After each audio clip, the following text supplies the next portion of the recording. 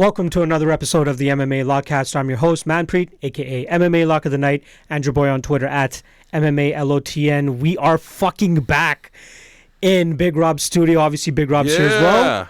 It's so nice to fucking be back. It's been at least a month and a half. Dude, like it we've had like snowstorms. Yep. I'm fucking planning a wedding, so I had shit to do. 2 back-to-back snowstorms. Fuck it. It's just been ridiculous up here in Toronto. Like now it's like 5 or 6 degrees Celsius and everything's melting outside. It's kind of nice. The fuck? I'm cool with it. I'm not complaining. But knowing our luck, we're probably gonna have a crazy ass fucking storm coming at us. God knows, man. It's nuts. We're gonna be going over UFC 245 this which just goes down this weekend. 3 title fights, huge fucking event. I can't fucking wait. Obviously, I'm going to be going over to Tony's. We're going to be cooking up some fries supreme, some craziness, some wings or some shit. I can't wait. We always do something big for the big events. But Colby Covington against Kamaru Usman, Max Holloway versus Alexander Volkanovski, and Amanda Nunes defending her title against Germaine de Randamie. Insane fights. Then we got Petr Yan and Jose Aldo and fucking Urijah Faber, and it's just insane. It's a crazy card. I'm super excited for it. But I wanted to come back and get my man back on for the casuals, which is why I have Big Rob, and not just why. I just want to fucking be here. It's been so fucking long. I'm just happy to have him here. So what I'm going to be showing him is from this past weekend, we had a pretty decent main event between Alistair Overeem versus Jairzinho Rozenstruik. Try to say that fucking name. Dude, there's no way. I'd take some time for me. I'm pretty sure it's Rozenstruik. Can you see how it's spelled here? Rozenstruik. When there's a Z and the name, it gets difficult. It's all good. He's from Suriname. I don't even know where the fuck that is. Okay. But yeah, this fight was actually a fight that should have gone under 1.5 rounds. Hence, we are in the 5th round. It was a pretty crazy fight. I'd say Overeem was winning this fight up until this point. And then with a couple seconds left, we saw some craziness go down. So let's see. Overeem is the guy in the gray shorts. Okay. Green shorts is Rozenstruik. We got about 12 seconds left now. 11, 10. Comfortably winning. All the judges thought he won the first 4 rounds. So if he got past that, wow, he would have won the fight. So there's 2 things I want to show you here. Well, what happened there? Do you think he should have got stopped? Like, do you think he should have stopped? I thought he just lost his footing. So I want you to pay attention to his lip. Okay, I'm gonna watch this again because now his lip's pretty messed up, man. Oh, I will show you pictures, but that is the worst lip I have ever seen in my life. The worst lip split ever. Oof. Oh, on that angle, it's awful. Oh, I'll show you some pictures. Don't worry about that. But 2 things. I want to show you the lip, obviously, but the punch was very, very nice. Okay. So sets it up with a lead uppercut, right hand over the top. Oh, yeah. Drops him. So he starts celebrating right away before the referee even stops it. The referee still hasn't stopped it. He's there, but he hasn't stopped it. Oh. But once he see him start to tumble to the side, he starts to stop it. Oh, so that's what happened. So when the referee goes like this, that means he's stopping it. But he didn't stop it up until the point the guy would start to stumble along the cage. So he could have kept hitting him. He could have kept hitting him, but he's like, oh, he's out. So he just turned around and started celebrating. They called that a walk-off KO. Like a walk-off home run in baseball. When you hit it, the game's over. Like same thing here. See, technically he hasn't stopped the fight. But he stopped him. Like he grabbed his arm. Like the ref grabs his arm. Watch. He grabs his arm now. Like he grabs his arm, but it's not like to stop it. It's more so to see what's going on with Overeem. Like he's not, like, again, he has to go like this. That's when he does it. Yeah. So if he kept on following up and hitting him, and he probably could have gone another 6 seconds. I think it was there's 4 or 6 seconds left, and if he had gotten to the bell, he would have won the fight. The guy who got knocked out, and just like that, he misses out on a couple $100,000. Yeah, that's. I don't know. So in your opinion, do you think it was an early stoppage? In your opinion, a casual's perspective. No. Like, I thought he was just getting back up. Okay. But now that I see how he was wobbly, and then I see his lip, and I also see how the other guy like actually hit him pretty square right on, like in slow-mo.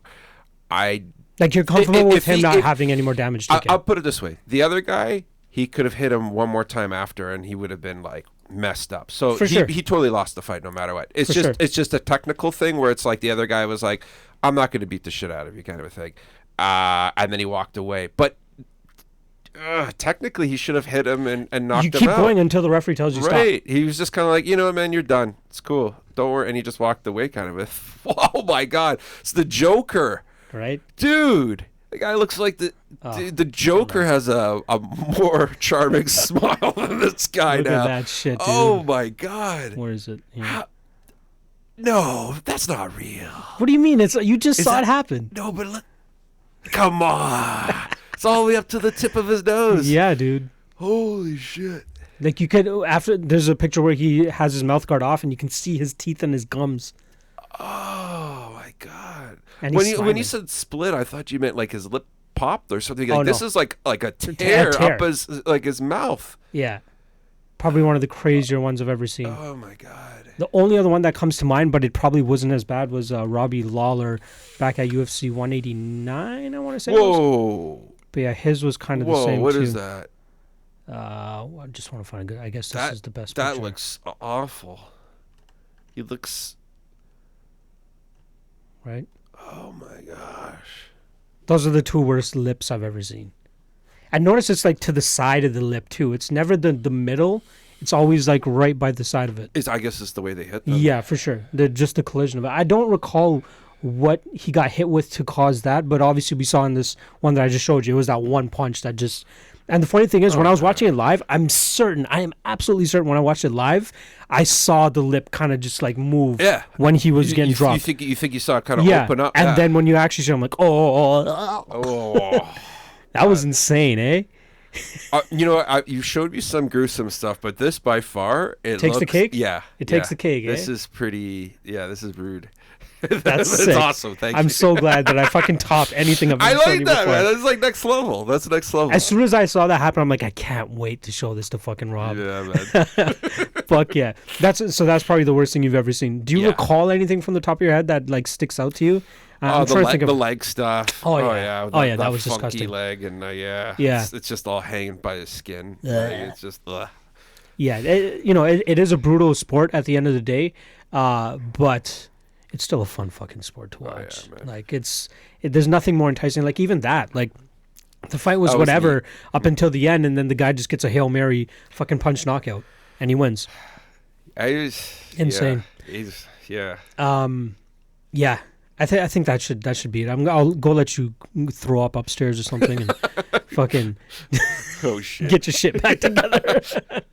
All right, brother. Cool. Thanks for joining me as always. I'm going to see you in probably 45ish minutes and we're going to get high as fuck. Yeah.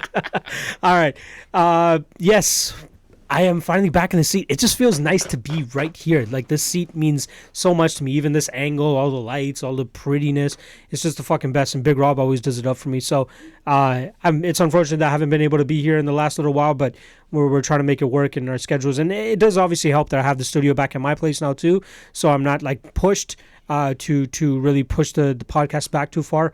I'm trying to stick to a strict schedule. You know, we got the Deciding Splits that comes out Sunday, Combative Stories that comes out Monday, Lock-Cast that comes out Tuesday, and I'm thinking of moving Locked into at least Wednesday because it is a lot to, keep meeting these deadlines and shit. So until further notice, Locked In will probably be a Wednesday or Thursday release, probably Wednesday, but I'm back in the studio. I'm just happy about that. So let's go over our my last event. It's been a tough fucking stretch,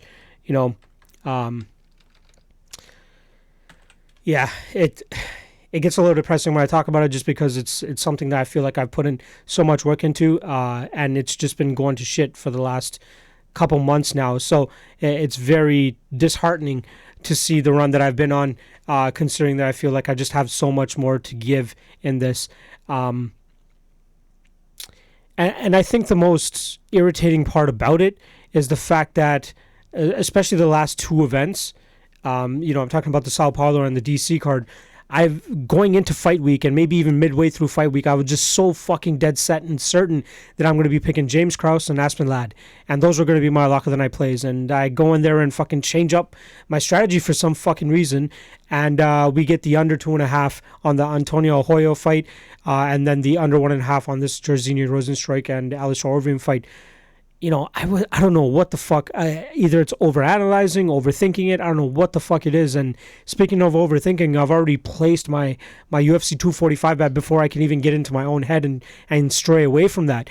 I'll get into that a little bit later in this podcast, but I gotta stay on top of this shit, and it's so fucking disheartening when I just keep hitting these outs, and I know I'm much better than this shit, and a lot of people can say what they want, especially with the tough stretch that I've been on. I'm in absolutely no position to try to even defend myself in terms of saying that I'm really good at this shit, especially because of the run that I've been on and the results. It's a results driven industry that I'm working in, and when you're not producing results, you got nothing to say that can really defend yourself. So let's quickly go over UFC DC. I'm not trying to throw a pity party or anything like that. It's just I'm trying to vent, get it all out so that we can fucking move forward and get 245 under our belt. So let's go with my only win this past weekend, which was my Hail Mary parlay. I had a 0.25 unit play at plus 797. Two of those fights ended up going to a draw, so that was a push. That's the Cynthia Calvillo play that I had, and Yudong Song Yudong bet that I had. And then also I had Aspen Ladd and Ben Rothwell, who both hit. Both were my, considered high-level lock of the night play candidates. I ended up passing on both of them, and it fucking came back to bite me in the ass, but it is what it is. Then my lock of the night play had 4 units on, the under 1.5 here at minus 129. L there. Alistair Overeem got the fight to the ground just as I thought he would, especially in that first round, and I was expecting him to fish a little bit more for submissions or even get a little bit more crazier with the ground and pound, especially with the lack of takedown and defense and grappling defense that we've seen from Jairzinho in the past, especially against Junior Albini. I was impressed with the fact that Overeem was going to be able to get guys down just as Sergey Pavlovich, like he did in his second last fight, unloaded bombs from there. I thought he'd be able to do something similar with Jairzinho here, or Jairzinho was going to be able to catch him in that first round and a half. Regardless, none of those circumstances played out the way that I thought they would. So we take a minus 4 UL there. And then lastly, I had a lock of the night play, a dog of the night play on Cynthia Calvillo plus 120, 1.75 units. That ends up being a push. Big third round from her. Was kind of expecting her to get a finish there, especially with getting Marina Rodriguez's back. Doesn't transpire. She has a big third round to get that 10-8. So we end up with the push there. Overall, minus 3.57 units on UFC DC, which brings us straight over to UFC 245. I'm done with DC. We got 2 more events left in this year. Let's just end this shit off with a bang, hopefully. Decent card from top to bottom. Not decent, very good card from top to bottom. I tried lining it up with UFC 244 in terms of fight for fight, which fights is there every single fight on this card that I actually give a fuck about? I gave... there was one fight on 244 I didn't really give a shit about, which was Caitlin Chukagian against Jennifer Maia. The only reason I gave slight fucks for that is that determined our number 1 contender, which now ends up being Caitlin Chukagian. And then on this card, there were 2 fights that I don't really give a fuck about, which is Punahale Soriano and Oscar Piachota, and then obviously Daniel Tamor versus Chase Hooper. Every other single fight, I am balls deep in. I am so in on these fights. I can't wait. I'll be watching all of them intently, probably taking smoke breaks between the Tamor and Soriano fights, but we'll see what happens. But yeah, from top to bottom, Viviane Araujo finally get a great test in Jessica Ai. She looks like a great prospect. Brandon Moreno versus Kai Kara-France should be a great and fun fight. Matt Brown versus Ben Saunders. Brown coming back from retirement. Great fun fight. Potential fight of the night right there. Ian Heinisch against Omari Akhmedov should be a great fight. The return of Caitlin Vieira, who's kind of the lost or the forgotten girl at bantamweight. Going up against a red-hot Irene Aldana. Mike Perry versus Jeff Neal, which is surefire in terms of fireworks. Petr Yan against Uriah Faber. Great fight there. Jose Aldo going down to 135 against Marlon Moraes. I got a very special guest coming on to help me, break down that fight. I can't wait for you guys to see that. And then we jump right into our 3 title fights. Amanda Nunes, champ. Amanda Nunes fighting Germaine Randamie. Max Holloway fighting Alexander Volkanovski. And then Kamaru Usman against Colby Covington. In my opinion, skill for skill is probably the most intriguing fight at welterweight that we've ever had, at least for a title. Not trying to throw any shots at GSP, but he never really fought a guy to the level of him, which I believe that Kamaru Usman and Colby Covington kind of are.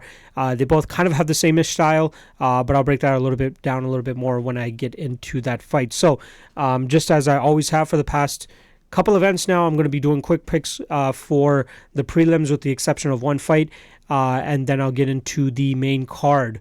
So I got Punahele Soriano over Oscar Piechota. I got Viviane Rougeau over Jessica I got Kai Kara France over Brandon Moreno. I got, as much as it hurts to say, Daniel Tamer against over Chase Hooper. Ian Heinisch over Omari Akhmedov. Ketlin Vieira over Irene Aldana. Jeff Neal over Mike Perry. And then that brings us to the prelim fight that I kind of want to dig into a little bit more, which is Matt Brown versus Ben Saunders. Very excited for this fight. Matt Brown, he pretty much retired after that beautiful Diego Sanchez fight where he just elbowed him into oblivion. Probably one of the craziest knockouts you guys will ever see. Very fun there. He was actually supposed to fight Carlos Condit back in April of 2018. That never came to fruition. That would have been a barn burner itself. But for some reason, Matt Brown finds himself back in the octagon, and they give him a pretty favorable matchup in Ben Saunders. In terms of odds, we're looking at a minus 345 for Matt Brown, plus 285 for Ben Saunders. In terms of inside the distance, minus 185 for Matt Brown, and then plus 400 for Saunders to win inside the distance. I love Matt Brown here. Ben Saunders still has a very suspect chin. Even in, I believe it was his last fight where he got absolutely knocked out by Takashi Sato. Even before that, got murdered by Lyman Good. And then before that, got completely jiu-jitsu'd by Sergio Moraes in a beautiful performance by Sergio Moraes himself. But yeah, you got to be wary of Ben Saunders' chin here. It's kind of like Matt Brown going in to fight Diego Sanchez. You know that he has issues. His opponent has issues with chin. And Matt Brown always has a knack for finding the chin when he goes up against guys that have suspect chins. So Matt Brown, I think he's going to go in there. He might have to deal a little bit with the actual the length of Ben Saunders here. However, I don't think that's going to be too much of an issue for him. Ben Saunders, he has good kicks. I'll give that to him, and he uses his length pretty well sometimes. But I think he's going to have a lot of trouble keeping that distance with Matt Brown here. I think for him to be successful, he should land on the body as much as he can. Whether they're teep kicks, regular leg kicks, whatever it is, attack the body of Matt Brown. We've seen that's kind of the Achilles heel of Matt Brown in the past, and I think that Ben Saunders has the good enough range and good enough dexterity in his legs that he continuously can kick and make it a very difficult fight for Matt Brown to close the distance and actually have success. However, I think regardless, Matt Brown is going to find his way to get his elbow to Ben Saunders' chin and put him out that way. I just don't see why Ben Saunders would take this fight. This is a very, very tough fight. The only thing that he can say that's really in his favor here is that he's been more active than Matt Brown, at least since 2017.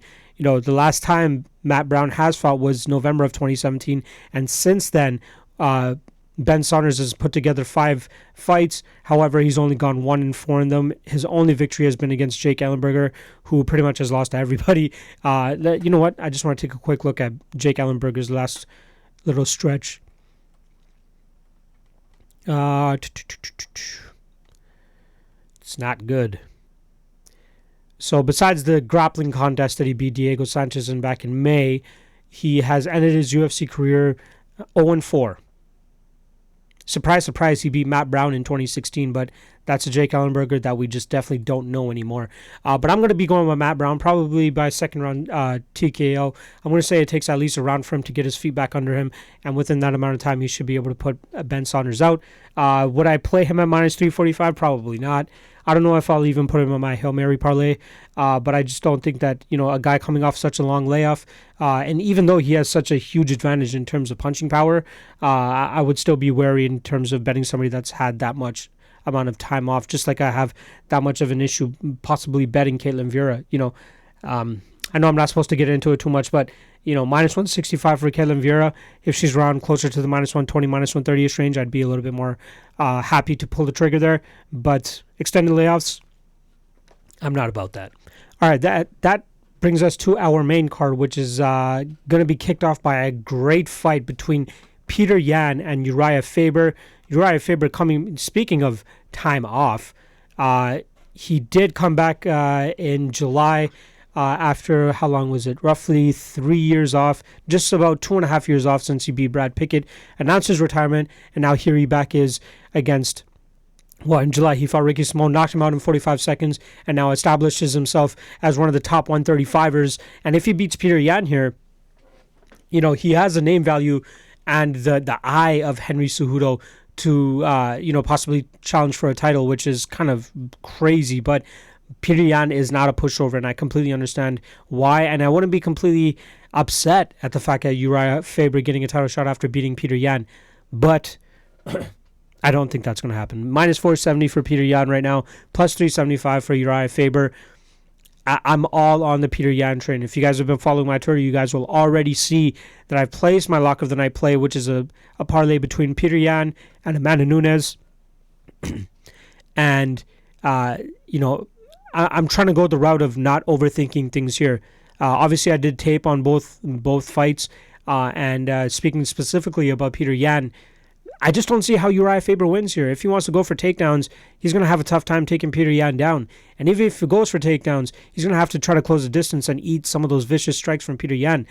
You know, Yan is very, very tough to get a hold of. He's very tough to corral. He's always going to have the advantage when it comes to the striking. The way he picked apart and made Jimmy Rivera just, you know, stand still for 15 minutes is insane. John Dodson, same thing. He just has this relentless pressure, especially what he did to Douglas Silva de Andrade. You know, first round he did decent work, and then in the second round he really put it on him. And then the corner was kind of just forced to throw in the towel there because they just know that his man was outmatched here. He has been an absolute wrecking ball since he came into the UFC. Finished Teruto Ishihara, went to a crazy decision against Jinsu Sun, who just would not fucking go out. Crazy. Then obviously he put that beating on Douglas Silva de Andrade and then shut down both John Dodson and Jimmy Rivera. Just masterful performances. He's far and ahead, you know, way far ahead of Urijah Faber when it comes to where they're at in their careers. I think he has title aspirations in his near future. You know, he's only 26, which is crazy. And then Urijah Faber coming back at 40 years old. I don't know, you know, what really pushed Urijah Faber to take this fight. Maybe he thought of it as if I get this victory, I'll get the title shot. Sure. But there's much easier fights than fucking Petr Yan in the top 5, you know. Petr Yan is next level shit right now. And, you know, great striking, great kicks, great takedown defense, training mainly at Tiger Muay Thai, former ACA champion. He's already avenged the only loss of his career against Magomed Magomedov. Yes, the guy's name is Magomed Magomedov. And, you know, now he's finally doing his thing in the UFC, and I'm more than happy to have him here. And excited that, you know, he's going to bring a lot of fireworks to that top of the division. Him against Henry Cejudo would be a phenomenal fight, and I cannot wait. I think that's a fight that's in our future, and I think that he would have a lot of success in that fight too. I think Urijah Faber is just biting off a little bit more than he can chew at this moment. You know, Faber, he has that blitzing wrestling hook, kind of what he landed on with Ricky Simón. Unfortunate loss for Simón there, but this is not going to be another Hail Mary moment for Urijah Faber. I think that Yan is going to be more than ready. He's going to be able to pick apart Urijah Faber's legs, land pretty much at will on the feet, and then keep this fight on the feet as well, so that Faber is not able to implement any type of grappling. I got Petr Yan, man. I just don't see where Urijah Faber wins here. Yan's going to have the speed advantage, the viciousness advantage, the overall combinations. He's just leaps and bounds above Urijah Faber, and it hurts to say that about Faber. I'm a big fan of Faber. The guy's a pioneer. He's a class act, and you know, he's achieved a lot in his career. It's just unfortunate he's never going to be able to touch UFC gold, especially if Petr Yan is standing in his way. So I got Petr Yan here by. You know what? I'll give this to Urijah Faber as well. He's very resilient and he's tough to put away. So I'm going to take Petr Yan by decision here. But it wouldn't surprise me if he did end up being a little bit too much for Urijah Faber at the end of the fight here. And again, Urijah Faber's 40 years old. Let's just leave that at that. So I got Petr Yan officially by decision, but wouldn't be surprised if we see him pull off a finish here as well over Urijah Faber. All right, let's get into this next fight, which I actually have a guest for, and I'm super excited to get into it with you guys. So here it is.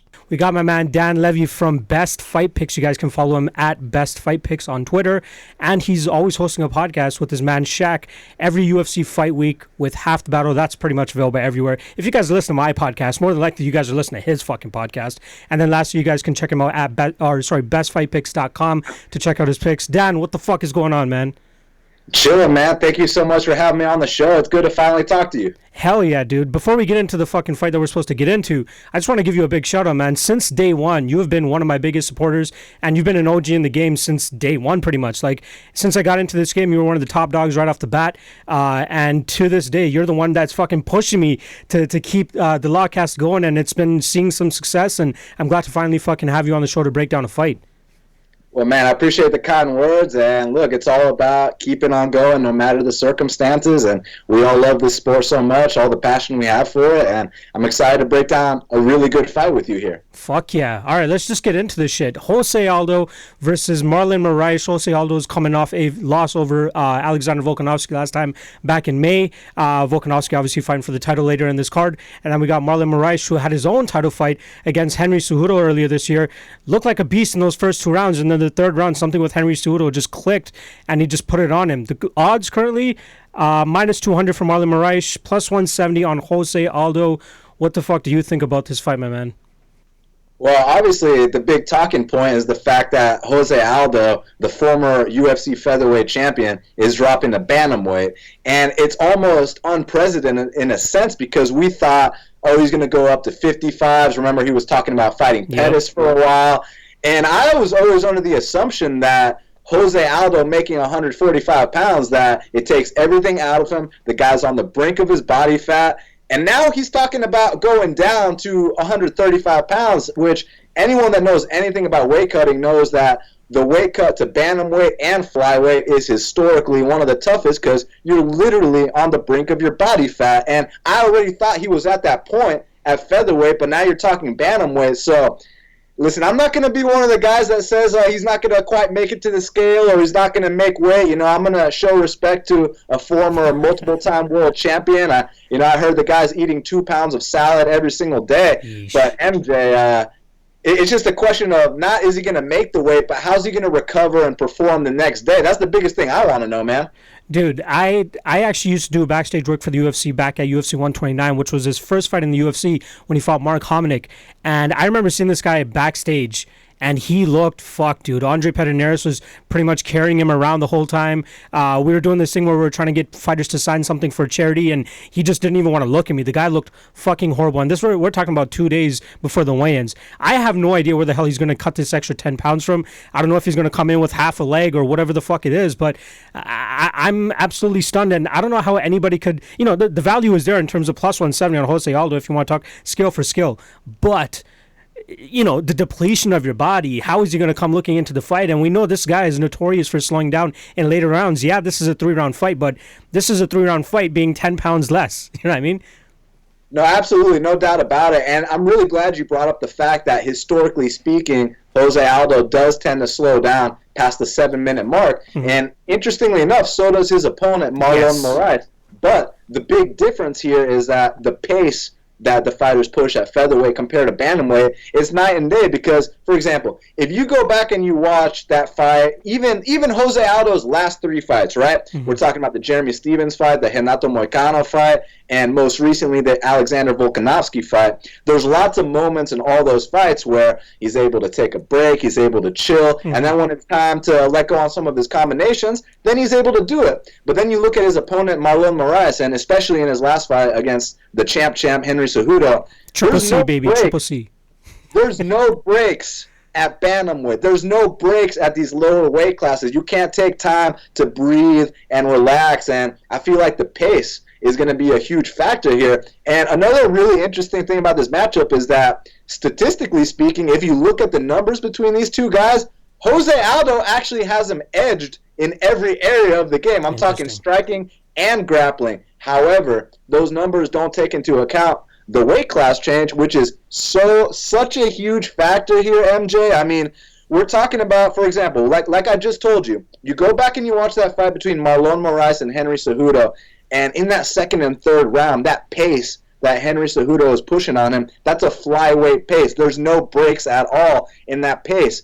And here with Jose Aldo, it's going to be night and day difference. And what I like about that for Marlon Moraes' sake is that he's going to be able to take his time, set his shots up, And I'm also kind of questioning, how is Jose Aldo going to react to those shots? How is he going to take a shin to the dome at 135 pounds? Because not that Jose Aldo is a chinny guy. Look, he has been KO'd 3 times to 2 unbelievable fighters in Max Holloway and Conor McGregor. And that's not, a knock on his chin. Those guys are just unbelievable fighters. And if they hit you clean with those 4-ounce gloves, it's going to be all she wrote. Someone will be snoring on that canvas, MJ. But here, when he's depleting himself to a point where I don't even know if he's going to recover the next day, I think it could be a knockout victory for Marlon Moraes here, MJ. Do you think minus 200 holds value considering everything that we just talked about? Yeah, look, I think it's right where it should be. He should be a solid 2-1 favorite, maybe even higher. And that's not a disrespect to the legend, the future Hall of Famer in Jose Aldo, a guy that we all admire so much, a guy that I used to watch in high school back when he was in the WEC. We remember when he had that 7-second flying knee against Cub Swanson. I know you remember that, MJ. Oh, yeah. When he smashed Mike Brown for the belt. I mean, Jose Aldo is a legend of the sport. This guy will have his face on the MMA Mount Rushmore one day.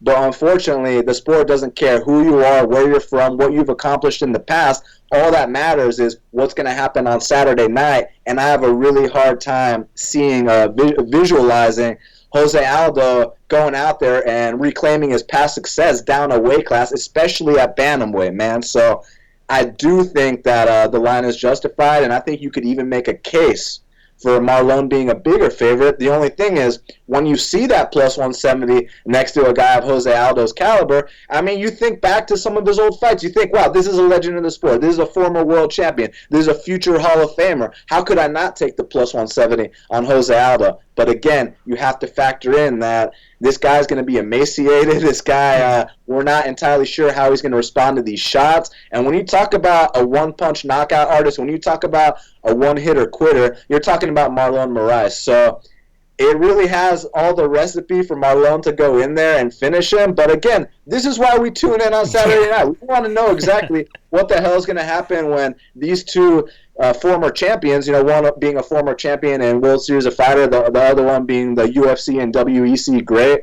I just can't wait to see what happens when the ref says go. My question is, what the hell is Aldo's, his goal and his what he's trying to accomplish at 135 pounds? He knows that he's going to have to make 135 pounds on numerous occasions if he beats Marlon Moraes here.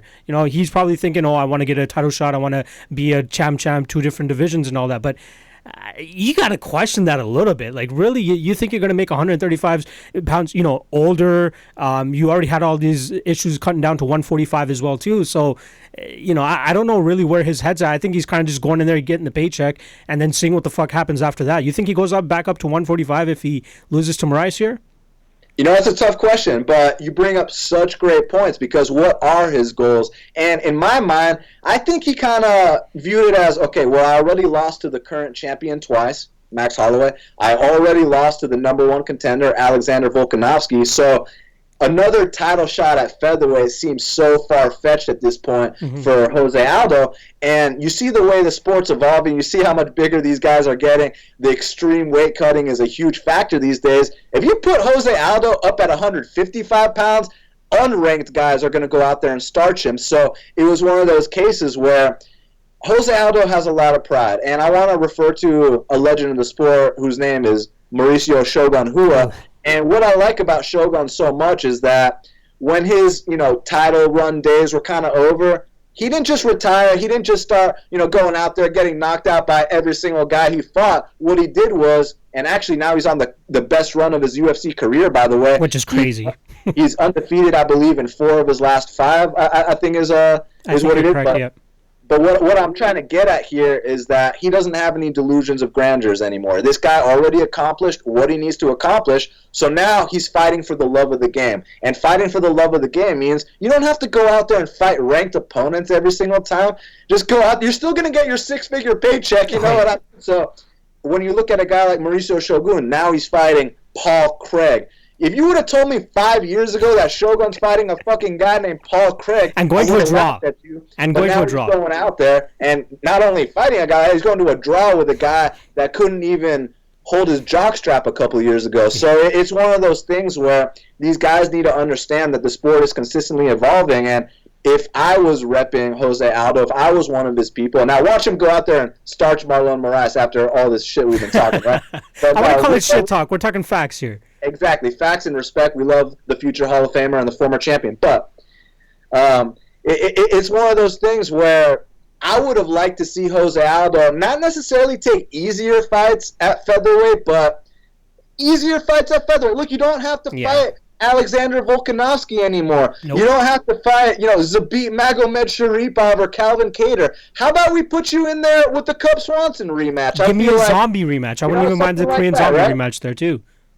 Right? So there's so many options, but when you talk about a guy like Jose Aldo, so much pride and too tough for his own good, doesn't know when to say when. I mean, the guy was talking retirement not too long ago. Now we're talking extreme weight cutting, fighting the fucking former #1 contender, Marlon Moraes. So I respect the kind of pride he brings to the table, but it just doesn't seem like it's going to go too well. But I can't wait to find out firsthand. I don't know what it is about that Novo and Yao camp, but they seem to have an issue with like sticking to a commitment. Like Jose Aldo was talking about retirement back in the day. Now he's trying to cut down to 135.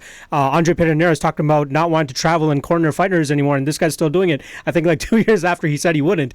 But before I let you go, I just want to get your thought on one more thing. I know you haven't really dug into the card as much as I have yet, but somebody that you put money on a while ago and cashed pretty decently on, Ketlen Vieira. She's making her comeback this weekend. It's coming close to 2 years since she's last fought. Do you think she has a decent chance against Urijah Aldana? And just give me your pre-tape thoughts. What do you think about Ketlen? Well, I think Ketlen Vieira has got a decent chance against anyone in the division. Maybe not Amanda the Lioness, but aside from that, but I think that could be a competitive fight if she takes it at the right time, right? Because sometimes fighters get rushed to title shots. They're not able to fully develop and get to, beat the proper opponents to get there. And, I mean, when you're beating ladies such as Ashley Evans-Smith and Kat Zingano, no disrespect, I love watching both of them fight, but you and I both know those are not top 5 ranked opponents. Okay. So this is a good fight for her to come back to because Irene Aldana always presents a tough challenge. Obviously, she's Mexican. She fights with a lot of pride. She has a nice volume style. And with Ketlen Vieira, obviously, you got to give her a lot of credit. The punching power she brings to the table, her judo background, and it just seemed like she was fighting lesser competition on the regionals. And all of a sudden, you're out there beating Sarah McMahon and Kat Zingano, ladies that once contended for the title. So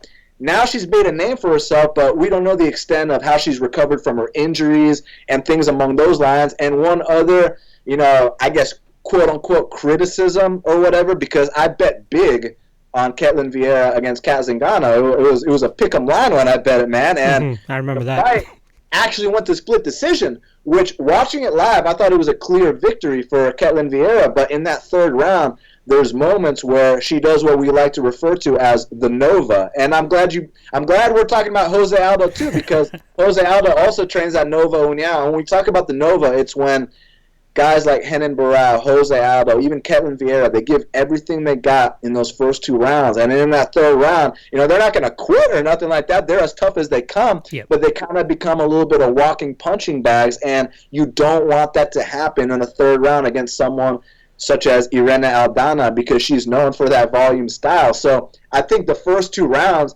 if Ketlen Vieira shows up like the version we know, maybe even a better version, because she has had, like you mentioned, over 2 years to not just be in training camp to get in shape, but to take the time to develop new skills and bring new things to the arsenal, new weapons. So I'm very intrigued to see what the late 2019 version of Ketlen Vieira looks like. But at the same time, you cannot sleep on a girl like Irene Aldana, because if you underestimate her, she can go out there and squeak out a split decision. So I personally can't wait to dig deep into this fight, watch a little film on it and this and that. But pre-tape, I do think it's justified with Ketlen being a slight favorite. I'm just very intrigued to see how she does if this fight indeed hits the third round. Half the Battle. You can listen to that podcast every week. It's available everywhere, Stitcher, iTunes, Spotify, YouTube, all that shit. At Best Fight Picks on Twitter. I believe you guys are at Best Fight Picks on Instagram as well, if I'm not wrong. Is that correct? Best Fight Picks official. Yes, sir. Perfect. And then www.bestfightpicks.com is their website. Dan Levi, you are the man. I appreciate you helping me coming in last minute as well. Let's not talk too much about that, but you're the fucking man for saving the day today. And good luck this week, and I'll speak to you again soon, my man. Likewise, my friend. Thank you so much for having me. Thank you to all your fans for listening, and enjoy the fights this weekend. Take it easy, brother. And we're back. Obviously, you guys can tell that I edited the shit out of that. I just needed to stitch that in. Timing just didn't work out, but I needed to make sure I got my man Dan Levi into this episode. Super thankful for him again. And give us a lot of great insight in the Jose Aldo and Marlon Moraes fight. Obviously, if you guys couldn't tell, I'm taking Marlon Moraes as well. Minus 200, don't mind that. But being super strict once again in terms of how many bets I make per event. And I've already made one. I just need one more underdog, and Jose Aldo will definitely not be that underdog. All right, let's move on to the first of 3 title fights. Amanda Nunes versus Germaine Randamie. So I got Amanda Nunes in that parlay with Petr Yan, 5 units at minus 147, which I believe is probably one of the best lines that you can get for 2 fighters that have as much skill as they do. Not too long ago, maybe as recent as the Valentina Shevchenko fight, at least the second one, I was still an Amanda Nunes doubter. What she did out there, it was a very close fight against Shevchenko, but she showed that, the gas tank is not really the biggest issue for her. Shevchenko's super talented, but, the beating that she put on Raquel Pennington, who didn't really have much to offer in return, the dismantling of Chris Cyborg, which I will give at least a bit of it to Chris Cyborg's stupidity in terms of trying to throw crazy like that. And then the Holly Holm beautiful finish, head kick finish, just insane. She's shown continuous improvement in all of her fights. It's unfortunate that this fight isn't actually at 145, so she's not able to get a 145-pound defend in, especially considering that Germaine Randamie is the first ever 145 145-pound UFC champion. She was the first, and then she refused to fight Cyborg. She drops the belt, and then Cyborg eventually picks it up and then loses it to Amanda Nunes. So these girls have been kind of, been wanting to fight each other once again, and I say once again because they did actually fight way back in 2013 when Amanda Nunes just took this fight to the ground and absolutely elbowed the shit out of Germaine Randamie, which is, I think, highly possible that it could actually happen once again. A lot of people are thinking that Amanda Nunes is just falling in love with her striking and she's going to go out there and strike with Germaine Randamie. I don't think that Amanda Nunes is that dumb. Let's just fucking be real. She has American top team behind her. She may want to show off her striking a little bit, but you got to know that your advantage here is with your jiu-jitsu, is with your grappling. So why not just make it as easy as possible, be as dominant as possible, get that first round finish, get Germaine Randamie out of there ASAP, and that's by getting this fight to the ground. It would blow my mind if we do not see Amanda Nunes shoot for a takedown within this first round, maybe within the first 3 minutes.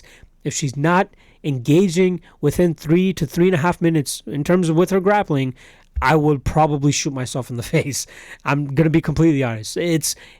Nothing behooves me more than when fighters refuse to use their advantage in fights. And again, we can say what we want about Amanda Nunes falling in love with her striking in her last 3 fights, and maybe she should have gone in and taken down Holly Holm, but I think that Germaine Randamie is a better striker than Holly Holm. She hits with a little bit more power. She's just a little bit more precise. She's younger. I believe she's younger. I don't want to talk out of my ass here and get fact-checked myself. So Germaine Randamie, 35 years old. Holly Holm, I believe, is older, 38 years old. So she does have a little bit of a speed and youth advantage here over Holly Holm, but we know that Amanda Nunes' strength here is the ground. So if she can, mix up her strikes, get Germaine Randamie to think that maybe, okay, this girl probably wants to, take me down, just wants to stand and strike with me, then she will eventually go for that takedown, drag this fight to the ground, and then implement her jiu-jitsu, which I think is miles and miles ahead of what Germaine Randamie has to offer in return. It's what's surprising to me is the fact that this line is closing too. Yes, Germaine Randamie is a great striker, but let's not forget that Amanda Nunes is a fucking killer too, and quit with this recency bias. I'm tired of the recency bias type of shit, which is like, okay, she outstruck her last 3 opponents, which is why she's going to come into this fight and strike again. No, every fight is a stylistically different matchup. Yes, the Holly Holm fight, she probably should have gone for the takedown a little bit more, but she was having success. She might have some success against Germaine Randamie on the feet here too, but I don't want to get it twisted because GDR is definitely the better striker. Minus 270 for Amanda Nunes. You kidding me, dude? She should be closer to minus 400 if she goes out there, fights smart, and takes this fight to the ground. So I think it's people, kind of banking on the fact that they think Amanda Nunes is going to go out there and strictly strike with Germaine. It's not going to happen. It's not going to happen. She has too good of a legacy at this point in time in her career to fuck around and try to play with fire and, play in the realm of Germaine Randamie. Insane. So I'm taking Germaine Randamie here. Sorry. I'm just shitting on GDR so hard that I'm picking her to win now. But no, that's not happening. I got Amanda Nunes. I parlayed her personally at minus 264 with Petr Yan's minus 456. And I got minus 147, which I think is great value for two fighters that I believe will be very much dominant in their fights. Outside of any craziness, Nunes should win this. I'm trying not to overthink it. And it should be as plain as it seems, which is Nunes takes this fight to the ground, either gets a submission or elbows Germaine Randamie's face back to where she elbowed her face last time. So I'm taking Amanda Nunes by, I'm going to say second round TKO. It could be even first round, but I'm going to go with second round. But I like Amanda Nunes here for sure, and I definitely think she's parlay worthy, especially in this minus 200 range. You kidding me?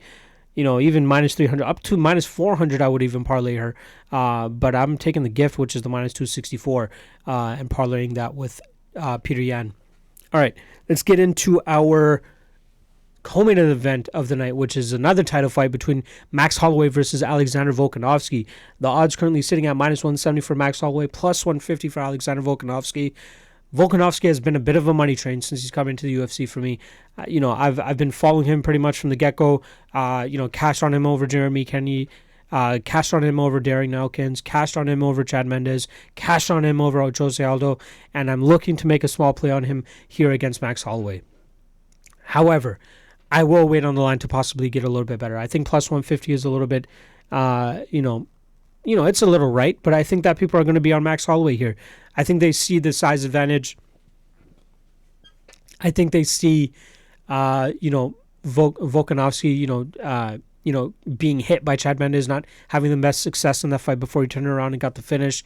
And it's the pace and volume of Max Holloway, which always drains fighters, but we haven't really seen fighters slow down. We've never seen Alexander really slow down. The guy pushes a pace from bell to bell. He is just constant, relentless pressure, and it's going to be interesting to see how Max Holloway deals with that himself. I don't think he's fought anybody with that type of pressure. You got a Frankie Edgar there, but you're talking about a guy that he was easily able to outstrike and outwork, and I think that he's going to have a tougher time doing the same thing to Alexander Volkanovski. In terms of other guys that produce the same type of pressure, Charles Oliveira, but that was such a weird fight where it was like a neck-shoulder injury that Charles Oliveira succumbed to. I'm really digging like the Conor McGregor fight back in 2013. There's nobody that pushes a pace like Alexander Volkanovski, and Volkanovski showed great assets in that fight against Jose Aldo. And sure, you can go and say that Max Holloway finished Jose Aldo twice. He finished him in the third round twice, pretty much 40-ish seconds apart from the last time that he finished him. Whereas Alexander Volkanovski just went, the 3 full rounds with him. I think there's impressive things to take from both.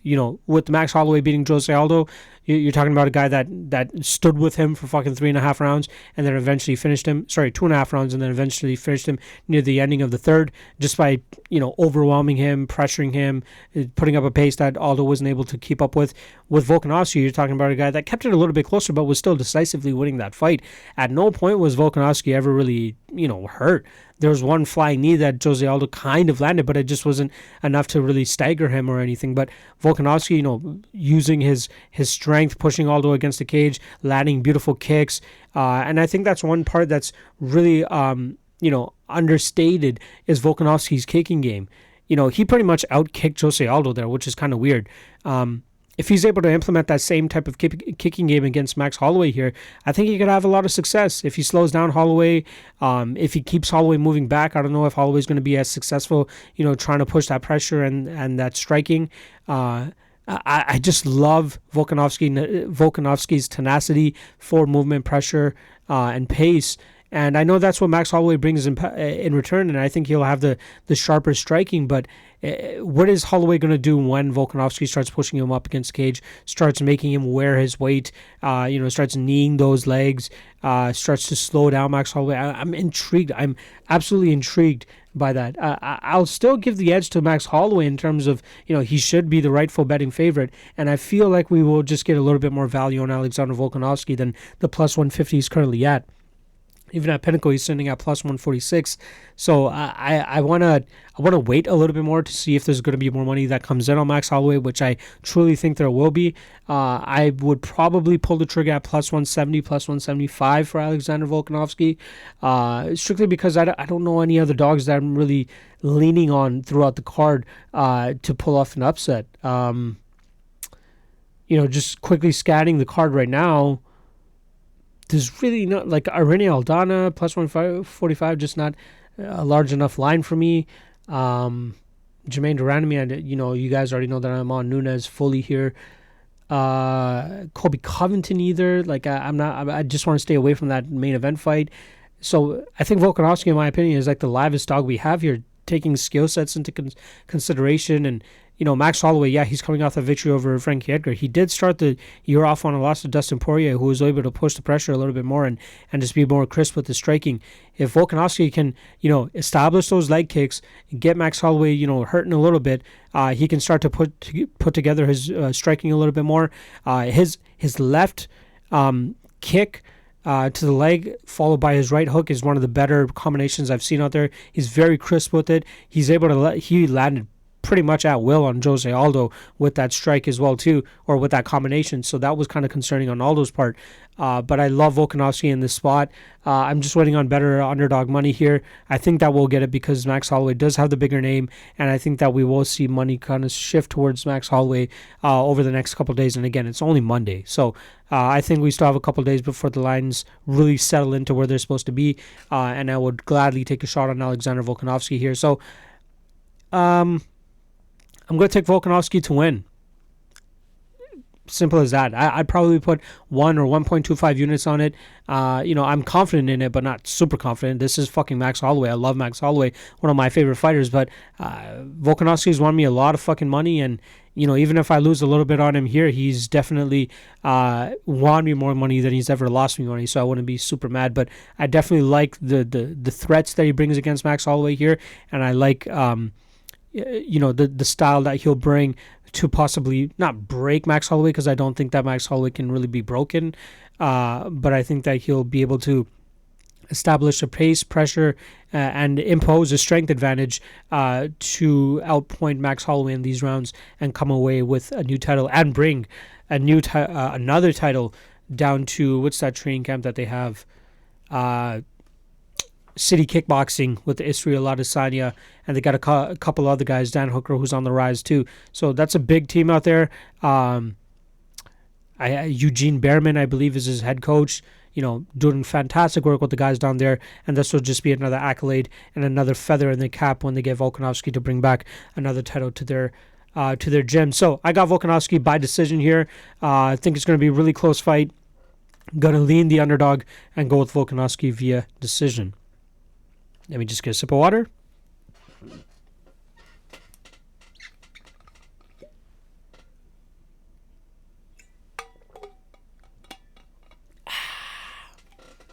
Nothing like cold water. All right. Main event time. I am super excited for this fight. A lot of people can say what they want, but I am over the moon about the type of styles these guys bring. Kamaru Usman versus Colby Covington. Kamaru Usman looking to defend his title for the first time since he won it against Tyron Woodley back in March, and then Colby Covington's been pretty much fighting the same guys as Kamaru Usman on the way to the top here, but most recently he beat Robbie Lawler back in August, and now has finally asserted himself as the rightful challenger to Kamaru Usman, and technically should still be the interim champion, but it is what it is. Let's start off with Colby Covington. Or you know what? Let's start off with Kamaru Usman, just because he started the year off with that victory over Tyron Woodley. that was a fight where I had Kamaru Usman as the underdog, and I was mystified that the odds were as wide as they are. They kind of present the same issues for each other, but Usman just has that crazy cardio, movement, and pace, which I believe was going to, be a nightmare stylistically for Tyron Woodley. And if they ever do a rematch again, I would max bet the fuck out of Kamaru Usman here. Don't know if we'll ever get him at better odds than -175, which he's currently sitting at, but Colby Covington also produces very, a lot of threats. They kind of almost have the same game in terms of just trying to drown their opponents and continuously push forward and throw strikes and make their opponents work. But I think that Colby Covington has a little bit more in terms of output. I don't know how much it's going to have an effect here against Kamaru Usman, who I believe I'm just like, my brain implodes when I try to think of who the fuck is going to be the one that actually pushes the pace, gets the other guy to concede the back foot, to concede the cage, who's going to get the cage control, who's going to be, like statistically speaking, you're going to say that Colby Covington is probably going to be throwing more so back up Kamaru Usman, but then you got Kamaru Usman who probably throws with a lot more heat than Colby Covington, so maybe the threat of the power gets Colby Covington a little bit more shy than the pace and the consistency of Colby Covington strikes are going to get Kamaru Usman to step back. So I don't know how this fight's going to pass out. I'm going to need a lot better of a line than -175 to even take the plunge on Kamaru Usman here, but I truly think he wins this fight. Usman's not going to be able to wrestle fuck Kamaru Usman. It's going to be a very tough fight for either guy to get either guy on the ground. I think if anybody has success getting somebody down, it will probably be Kamaru Usman. But Covington has a lot to offer too.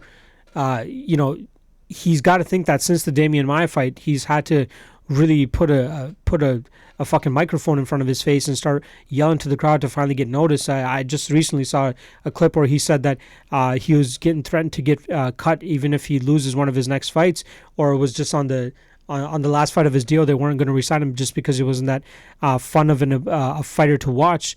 I believe that was before the Damian Maia fight.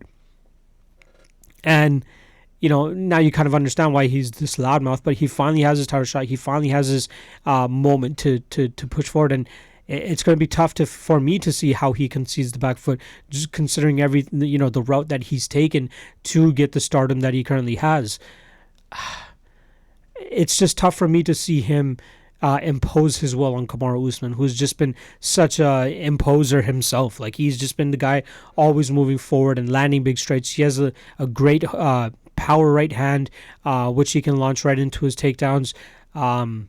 I'd say Colby Covington's performances were a little bit more impressive than Kamaru Usman, but I think that once you match these guys up against each other, Usman's going to have the advantage. I completely understand an underdog shot on Colby Covington here from most people. If he's able to just completely, just keep moving, change levels, land pitter-patter shots, keep, racking up statistically his strikes thrown. But I just don't know, man. I've done all the tape you could possibly do on this card, or at least on this fight, and I'm still stumped. I don't know which way to go. I believe it should be lined a little bit closer. So if you want to strictly go off of that, value-wise, you're probably going to want to bet Colby Covington here. So if the line grows a little bit more for Kamaru Usman, like the -200, if he gets to -200, meaning Colby Covington will be around the +180-ish range, I may even make a small play on Colby Covington. I'm not 100% sure. I need like a -140, -130 for Kamaru Usman to justify a bet on him, but I'm in that super strict mode where I'm just betting my lock of the night play and my dog of the night play, and both of those spots are pretty much taken up. But I love Kamaru Usman to win this fight, and it's hard for me to bet against guys that I think are going to win. Apologies for the yawn. Been a long day, but I love Kamaru Usman here. Just need a better line. So I am picking him to win. Very, very tough to call in terms of just confidently. I can't say 100% that I'm on Kamaru Usman. I know a lot of other people can say that. I'm just not. It's too close of a fight. And stylistically, they just bring such an entertaining threat to this fight to both of themselves. We may not see a finish, but we're going to see a lot of grappling. We're going to see a lot of, jockeying for that lead foot, jockeying to get the other guy on their back foot. But I truly think that Kamaru Usman is the one that comes out. And one thing I want to say as well, it's kind of like the fighter of the year thing. When Israel Adesanya won his fight against Robert Whittaker. A lot of people were like, Israel Adesanya, fighter of the year, no problem. And then when Jorge Masvidal beat Nate Diaz, they're like, Jorge Masvidal, fighter of the year, no doubt. I think the same thing happened here too. When Kamaru Usman beat Tyron Woodley, they're like, all right, this guy is the baddest welterweight. Nobody's going to beat him. And then Colby Covington goes out there and beats Rafael dos Anjos and Robbie Lawler, and people are like, all right, Colby Covington's the real welterweight champ now. He should be the one that, once he fights Kamaru, he's going to just dust him. I don't believe in that. You got to remember, Kamaru Usman hasn't fought since March, but the guy is still a motherfucker. He is still one of the top guys out there. And even though he hasn't been as active this year as Colby Covington, he still presents a lot of issues. And I don't know if Colby Covington's going to be able to overcome those issues. The only way I see Colby really winning this fight for sure is if he just sticks with the pitter-patter and doesn't engage in the wrestling as much. And I think that's going to be hard for him to do against a guy in Kamaru Usman, who I believe is the better striker, or at least powerfully. He has more power than him. Powerfully, what the fuck am I on? Power-wise, he has more to offer than Colby Covington. And then I believe he can match his pace, his pressure, and his cardio. So, yeah, I got Kamaru Usman by decision. Right now, a no bet, but if we get Colby Covington up into the plus 200-ish range, I'd probably poke him there. I would need Kamaru Usman closer to the minus 130-ish range to minus 125 to even think about betting him. Otherwise, I'm just passing on this fight, but still going with Kamaru Usman to win. Bang. That's UFC 245. So as you guys already know, my lock of the night play is Amanda Nunes and Petr Yan, both parlayed at 5 units for minus 147. Super excited for that. Not overthinking that shit. I'm all in on that fight just because I believe, or on that bet, because I think both fighters are going to go out there and do what they do. And then dog of the night is possibly Alexander Volkanovski, just waiting to see how that line plays out through this week. Whew. Man, that felt like a crazy episode.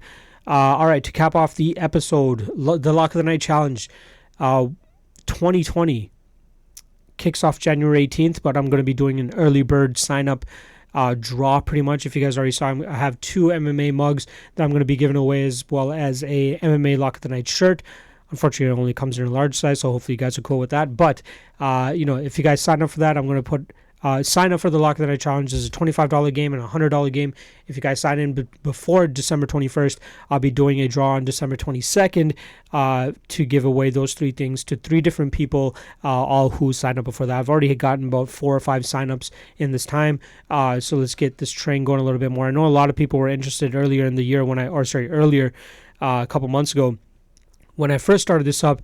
And I'll be paying out to the winners next week after South Korea. So the money's real. The money's all there. Just get into this game. It's a fun game. I love keeping track of it. I love updating it for you guys, and I love following along and seeing how other people play this Lock of the Night Challenge. Are they going to go the conservative route with like the 1 pick a week, or are they going to keep fucking throwing Hail Marys at the wall and seeing what the fuck happens? Very, very fun. So make sure you guys hit me up, DM me at MMALOTN on Twitter if you guys want to sign up for that. Comment below, subscribe, like, talk shit on me for having a crappy couple events. I don't give a fuck. I appreciate you guys checking out the episode as always. And big shout out to my man Dan Levi as always for coming out to the show and giving us some insight into Jose Aldo against Marlon Moraes. Again, you guys can follow him at Best Fight Picks on Twitter. His website's www.bestfightpicks.com, and make sure you listen to his podcast, which again, if you guys are listening to my podcast, more than likely you guys are listening to his already, which is Half the Battle, which is available anywhere that podcasting is available, also on YouTube. All right, I think that's it. I think this is a successful show back at Big Rob's place. I can't wait to be back here for the next one. And good luck this weekend, and I will see you guys next week. Peace.